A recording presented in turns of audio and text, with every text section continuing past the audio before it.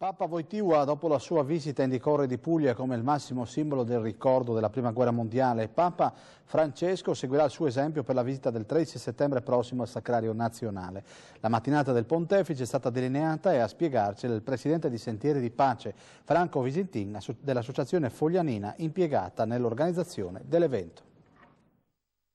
Il 13 settembre arriverà Papa Francesco a Re di Puglia, ma prima farà la tappa al cimitero austro-ungarico dove siamo presenti in questo momento. Che struttura è questa qua, Visintin?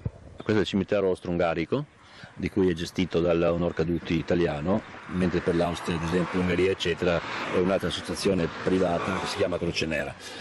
Noi siamo tra l'altro custodi di questo sacrario, anzi orgogliosi custodi di questo sacrario, e siamo più che orgogliosi di ricevere qua il Papa, perché da qua inizierà la visita. È infatti il motivo per cui ha spinto il Santo Padre a fare la sua visita e a fare la messa qua in occasione del centenario. Non a caso è stata scelta la nostra zona, Fogliano Re di Puglia, Fogliano come austro-ungarico e Re di Puglia come grande sacrario nazionale. Quali orari avrà il Papa in questa giornata, visto che comincerà proprio da questo cimitero? Quindi qua arriverà per primo, ovviamente verso le 9.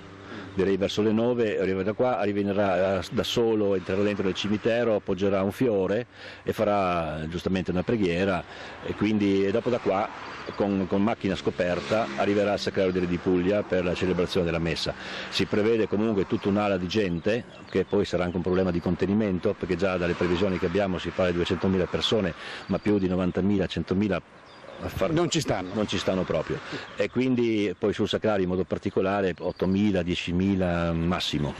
Quindi gli orari sono quelli, arriverà alle 10 e farà una messa 10, 10 e mezza? Sì, 10, 10 e mezza la messa al Sacrario su un altare che tra l'altro sembrerebbe sia fatto apposta dal nostro regionale grande artista Celiberti, che vuole donarlo, che poi ovviamente rimarrà nella cappella del Sacrario, che sarà anche nell'occasione o giorni prima o forse lo stesso giorno anche consacrata e ricambiata come nome. Il Papa poi non chiede niente, ha detto solo che viene qua a pregare.